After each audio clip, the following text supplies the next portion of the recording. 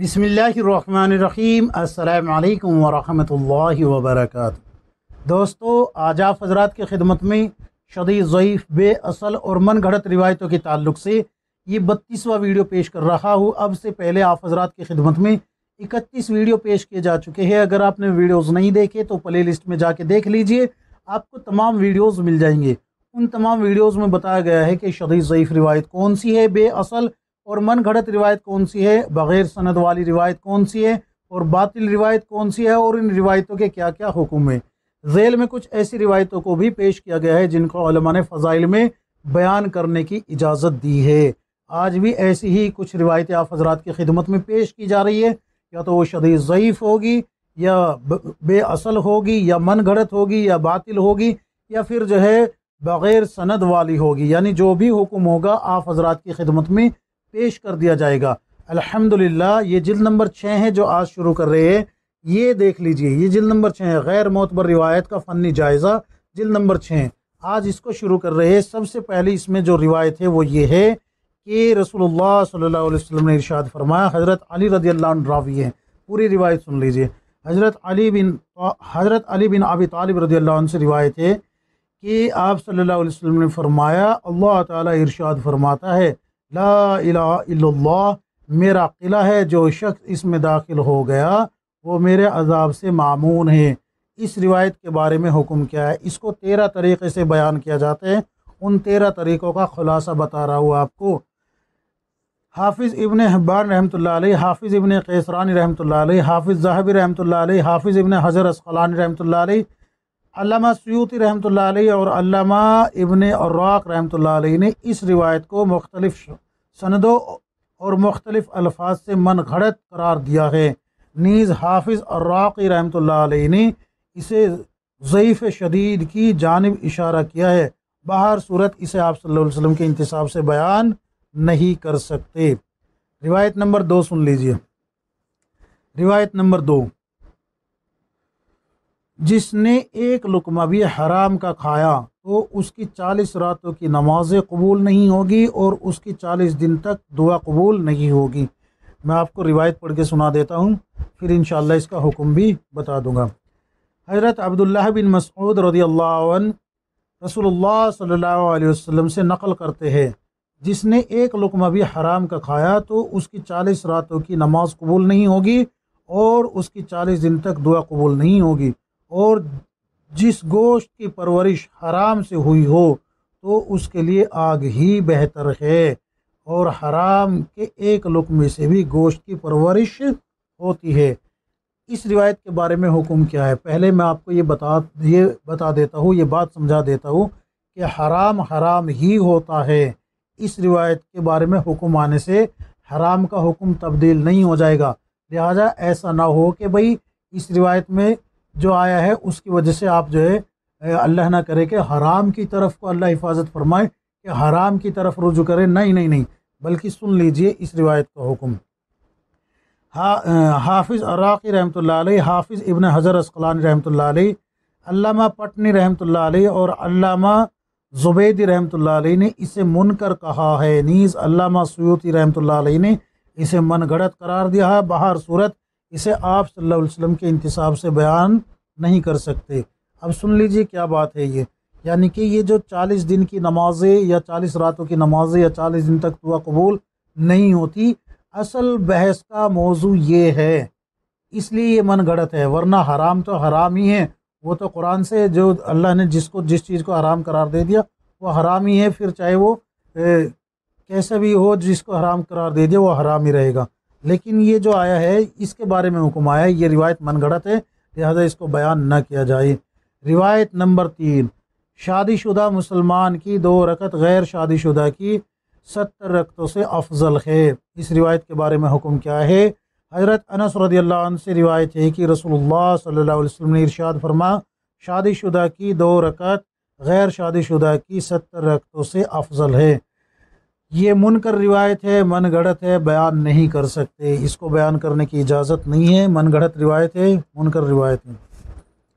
रिवायत नंबर 4, साथियों से मुलाकात के लिए जाते वक्त आप सल्लल्लाहु अलैहि वसल्लम का पानी में देखकर अपनी दाढ़ी और सर के बालों को संवारना। روایت سن لیجیے۔ حضرت عائشہ رضی اللہ عنہ فرماتی ہے کہ رسول اللہ صلی اللہ علیہ وسلم عصر کی نماز کے لیے تشریف لے جا رہے تھے کہ آپ صلی اللہ علیہ وسلم کا گزر ایک کنویں کے پاس سے ہوا جس میں پانی موجود تھا۔ آپ صلی اللہ علیہ وسلم نے اس کنویں میں جھانک کر اپنی داڑھی اور سر کے بالوں کو درست فرمایا۔ حضرت عائشہ رضی اللہ عنہ فرماتی ہے کہ رسول اللہ صلی اللہ علیہ وسلم نے فرمایا آدمی کے لیے مناسب ہے کہ جب وہ اپنے ساتھیوں کے پاس جائے تو اپنی داڑھی اور سر کے بالوں کو درست کر لیا کرے، اس لیے کہ اللہ جمیل ہے، جمال کو پسند فرماتے ہیں۔ اس روایت کے بارے میں حکم کیا ہے؟ تو میں آپ کو پہلے ایک بات بتا دیتا ہوں۔ اس روایت میں جو آخری الفاظ آئے اللہ جمیل ہے، جمال کو پسند فرماتے ہیں، تو یہ الفاظ دوسری صحیح روایتوں سے ثابت ہے۔ مسلم شریف کھول کے دیکھیں، آپ کو مل جائیں گے۔ مسلم شریف میں مکمل روایت موجود ہے، مکمل روایت موجود ہے کہ اللہ جمیل ہے، جمال کو پسند فرماتے ہیں۔ لیکن یہ بحث کا جو مدعا بنی ہے یہ اوپر والے الفاظ، اوپر والی روایت کی وجہ سے بنی ہے کہ رسول اللہ صلی اللہ علیہ وسلم عصر کی نماز کے لیے جا رہے تھے اور کنویں میں آپ صلی اللہ علیہ وسلم نے جھانک کے دیکھ کے جو ہے اپنی داڑھی اور سر کے بالوں کو درست فرمایا۔ یہ اصل بحث کا مدعا ہے۔ تو اس روایت کے بارے میں حکم یہ ہے کہ یہ روایت منکر ہے، شدید ضعیف ہے، حتیٰ کہ بعض محدثین نے اسے من گھڑت تک کہا ہے۔ بہر صورت آپ صلی اللہ علیہ وسلم کے انتصاب سے بیان کرنا درست نہیں ہے۔ روایت نمبر 5، روایت نمبر 5 بھی سن لیجئے۔ اپنے قربانی کے لیے عمدہ جانوروں کا انتخاب کرو کیونکہ یہ پل صراط پر تمہاری سواریاں ہوں گے۔ اس روایت کے بارے میں حکم کیا ہے؟ پہلے میں آپ کو روایت پڑھ کے سنا دیتا ہوں۔ حضرت ابو ہریرہ رضی اللہ عنہ فرماتے ہیں کہ آپ صلی اللہ علیہ وسلم نے فرمایا اپنی قربانی کے لیے عمدہ جانوروں کا انتخاب کرو کیونکہ یہ پل صراط پر تمہاری سواریاں ہوں گے۔ اس روایت کے بارے میں حکم یہ ہے، سن لیجئے۔ مختلف الفاظ سے منقول یہ حدیث شدید ضعیف ہے، حتیٰ کہ حافظ ابن صلاح نے اسے غیر معروف و غیر ثابت کہا ہے، اور قاضی ابو بکر ابن العربی رحمۃ اللہ علیہ نے اسے غیر صحیح اور عجیب روایت قرار دیا ہے، اور ان حضرات کے قول پر حافظ ابن ملقن رحمۃ اللہ علیہ، حافظ ابن حجر عسقلانی رحمۃ اللہ علیہ، حافظ سخاوی رحمۃ اللہ علیہ، علامہ اجلونی رحمۃ اللہ علیہ، علامہ زرقانی رحمۃ اللہ علیہ، علامہ امیر صنعانی رحمۃ اللہ علیہ، علامہ محمد بن محمد درویش خود رحمۃ اللہ علیہ، علامہ محمد بن علامہ طولون رحمۃ اللہ علیہ اور علامہ غماری رحمۃ اللہ علیہ نے اعتماد کیا ہے۔ الحاصل یہ کہ آپ صلی اللہ علیہ وسلم کے انتصاب سے بیان کرنا درست نہیں ہے۔ روایت نمبر 6، چاشت کے وقت کی خاص دعا۔ یہ دعا چاشت کے وقت لوگ پڑھتے ہیں، اللہم بک احاول و بک اصاول و بک اقاتل۔ اس روایت کے بارے میں حکم کیا ہے؟ اس روایت کو چاشت یعنی کہ اس دعا کو چاشت کے وقت پڑھتے ہیں، تو اس دعا کو چاشت کے وقت پڑھنا ثابت نہیں ہوتا، لیکن یہ دعا بہت سارے صحابہ سے ثابت ہے، بہت سارے صحابہ سے ثابت ہے، لیکن کب پڑھنی ہوتی ہے یہ سن لیجئے۔ جیسے کہ اس دعا کا ترجمہ ہے وہ سن لیں۔ اے اللہ، میں تجھ ہی سے اپنے مقاصد کی کامیابی طلب کرتا ہوں اور تیری ہی مدد سے دشمن پر حملہ کرتا ہوں اور تیری ہی مدد سے جہاد کرتا ہوں۔ تو اس روایت کے بارے میں حکم یہ آیا ہے اس دعا کے بارے میں کہ فجر کے وقت پڑھے، اور جب دشمن سے مقابلہ ہو تب پڑھے، اور جب جہاد ہو تب پڑھے۔ اس کے علاوہ خاص یہ جو بحث کا مدعا بنی ہے اس لیے بنی ہے کہ کیا یہ چاشت کے وقت پڑھنے کی دعا ہے یا نہیں، یعنی کہ چاشت میں خاص کر کے حدیث کا حکم سمجھتے ہوئے پڑھنا ثابت ہے یا نہیں۔ تو یہ خاص چاشت کے وقت پڑھنا ثابت نہیں ہے۔ سن لیجئے، مصدار اصلیہ کے مطابق راجح یہی ہے کہ مذکورہ مسنون دعا کو فجر کے بعد نیز دشمن سے مقابلہ کے وقت اور جہاد میں پڑھا جائے، تاہم اس دعا کا چاشت کے وقت مسنون جان کر پڑھنا مصدار اصلیہ کے لحاظ سے محدود محل نظر ہے، درست نہیں ہے۔ ذکر کردہ یہ حکم دعائے بحیثیت حدیث کے نہیں پڑھ سکتے چاشت کے وقت، یعنی کہ اگر آپ حدیث کا حکم سمجھ کے اس کو پڑھیں گے چاشت کے وقت تو یہ ثابت نہیں ہے، اور جب ثابت نہیں ہوگا تو ظاہر سی بات ہے اس کو آپ صلی اللہ علیہ وسلم کی طرف منسوب نہیں کر سکتے کہ چاشت کے وقت پڑھی ہے، اور اگر اس کو اپنی طرف سے آپ حدیث کا حکم سمجھ کے چلیں گے تو پھر جو ہے یہ بدعت بھی کہلائی جائے گی۔ تو اس لیے اس کو چاشت کے وقت خاص سمجھ کے حدیث کا حکم سمجھ کے نہیں پڑھے، البتہ جہاد کے وقت، دشمن پہ غلبے کے وقت اور فجر کے وقت پڑھنا بالکل درست ہے۔ روایت نمبر 7، حدیث عطارہ حولہ، یہ ایک عورت ہے حولہ جو مدینہ میں عطر بیچا کرتی تھی، وہ سن لیجئے، پہلے میں آپ کو سنا دیتا ہوں۔ حضرت انس بن مالک رضی اللہ عنہ سے روایت ہے کہ مدینہ میں ایک عطر فروش عورت تھی، اس کو حولہ کہا جاتا تھا۔ وہ حضرت عائشہ رضی اللہ عنہ کے پاس آئی اور عرض کیا، اے ام المؤمنین، میری جان آپ پر فدا ہو، میں اپنے آپ کو اپنے شوہر کے لیے ہر رات ایسے سجاتی ہوں کہ گویا میں ایک دلہن ہوں جس کو شوہر کے لیے رخصت کیا جاتا ہو۔ تو یہ اصل روایت ہے، لیکن جو بڑی روایت ہے نا وہ یہ ہے، سن لیجئے۔ آپ صلی اللہ علیہ وسلم نے حولہ سے فرمایا، جو کوئی عورت اپنے گھر میں کسی جگہ سے کوئی چیز اٹھاتی ہے یا کسی جگہ کوئی چیز رکھتی ہے اور مقصد اس گھر کی اصلاح کرنا ہوتا ہے تو اللہ تعالیٰ ضرور اس عورت کی طرف دیکھتا ہے، اور ایسا کبھی نہیں ہوا کہ اللہ نے کسی بندے کی طرف دیکھا ہو پھر اس کو عذاب دیا ہو۔ عرض کیا، اے اللہ کے رسول، مزید ارشاد فرمائے۔ آپ صلی اللہ علیہ وسلم نے فرمایا، جو مسلمان عورت اپنے شوہر سے حاملہ ہوتی ہے اس کو ضرور دن بھر روزہ رکھنے والے اور رات بھر خشوع خضوع سے قیام کرنے والے کی طرح اجر ملتا ہے۔ پھر جب وہ عورت اپنے بچے کو دودھ پلاتی ہے تو اس کو دودھ کے ہر گھونٹ کے بدلے ایک غلام آزاد کرنے کا ثواب ملتا ہے۔ پھر جب وہ عورت اپنے بچے کا دودھ چھڑاتی ہے تو آسمان سے ایک منادی آواز دینے والا آواز دیتا ہے، اے عورت، از سر نو عمل شروع کر، تمہارے گزرے ہوئے زمانے کی اس عمل کی وجہ سے کفایت کر دی، یعنی اللہ تعالیٰ نے تمہارے پچھلے گناہ کو معاف کر دیا۔ حضرت عائشہ رضی اللہ عنہ نے عرض کیا، اے اللہ کے رسول صلی اللہ علیہ وسلم، یہ تو عورتوں کے لیے ہے اور مردوں کے لیے کیا ہے؟ آپ صلی اللہ علیہ وسلم نے فرمایا، مسلمانوں میں جو مرد اپنی عورت کا ہاتھ پکڑ کر اس کو اپنی جانب مائل کرتا ہے اس کے لیے ضرور 10 نیکیاں لکھی جاتی ہے، اور جب وہ اپنی بیوی کو گلے لگاتا ہے تو 20 نیکیاں لکھی جاتی ہے، پھر جب وہ اپنی بیوی کو بوسہ دیتا ہے تو اس کے لیے 120 نیکیاں لکھی جاتی ہے، پھر جب وہ اپنی بیوی سے ہم بستر ہوتا ہے پھر غسل کے لیے غسل خانے میں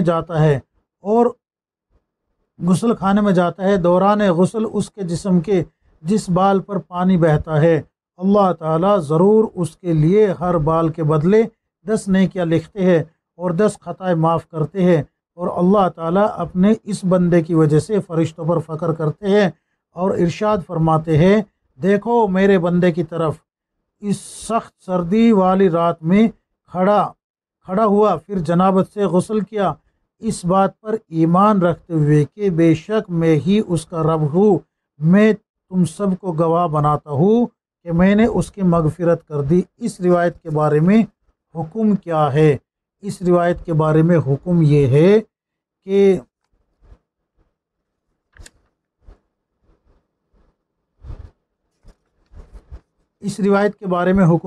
سن لیجئے۔ حافظ دار قطنی رحمۃ اللہ علیہ، حافظ ابن جوزی رحمۃ اللہ علیہ نے حدیث عطارہ کو باطل من گھڑت قرار دیا ہے۔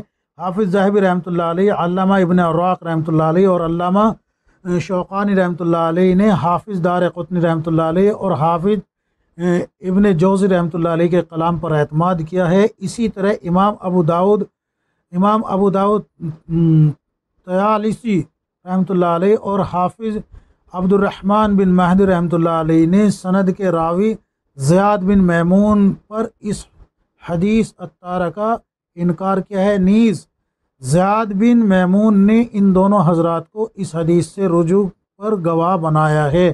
امام ابو داود طیالسی رحمۃ اللہ علیہ اور حافظ عبد الرحمن بن مہدی رحمۃ اللہ علیہ کے قول پر امام مسلم رحمۃ اللہ علیہ، قاضی ایاز رحمۃ اللہ علیہ اور امام نووی رحمۃ اللہ علیہ نے اعتماد کیا ہے۔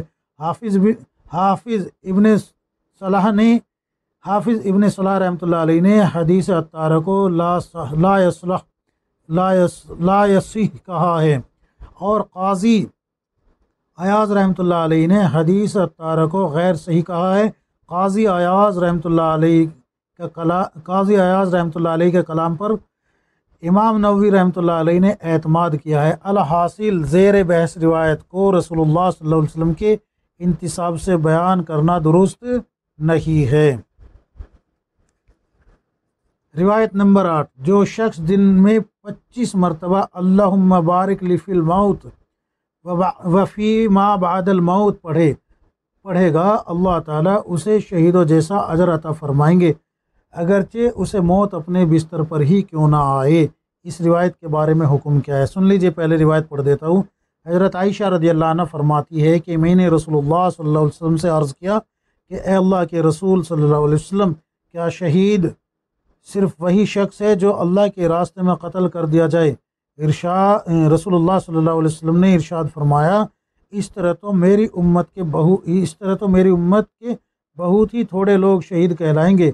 جو شخص دن میں 25 مرتبہ اللہم بارک لی فی الموت وفی ما بعد الموت پھر اگر اسے بستر پر بھی موت آ جائے تو اللہ تعالیٰ اسے شہید کا اجر عطا فرمائیں گے۔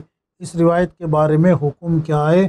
شدید ضعیف ہے، بیان نہیں کر سکتے، اس کو بیان کرنا درست نہیں ہے۔ روایت نمبر 9، روزانہ 20 مرتبہ موت کو یاد کرنے سے روز قیامت شہداء کے ساتھ حشر۔ اس روایت کے بارے میں حکم کیا ہے؟ حافظ الراقی رحمۃ اللہ علیہ، علامہ سبکی رحمۃ اللہ علیہ، علامہ پٹنی رحمۃ اللہ علیہ اور علامہ شوقانی رحمۃ اللہ علیہ فرماتے ہیں یہ روایت سندن نہیں ملی، لہذا اس روایت کو آپ صلی اللہ علیہ وسلم کی جانب منسوب کرنا درست نہیں ہے۔ روایت نمبر 10، گناہوں کو یاد کر کے غمزدہ ہو جانے کے لیے روز قیامت شہداء کے ساتھ حشر کی بشارت۔ اس روایت کے بارے میں حکم کیا ہے؟ حضرت انس رضی اللہ عنہ، حضرت عائشہ رضی اللہ عنہ کی حدیث میں ہے، اے اللہ کے رسول صلی اللہ علیہ وسلم، قیامت کے روز شہداء کے ساتھ ان کے علاوہ کوئی اور بھی ہوگا؟ رسول اللہ صلی اللہ علیہ وسلم نے فرمایا، وہ شخص جو روزانہ 20 مرتبہ موت کو یاد کرے۔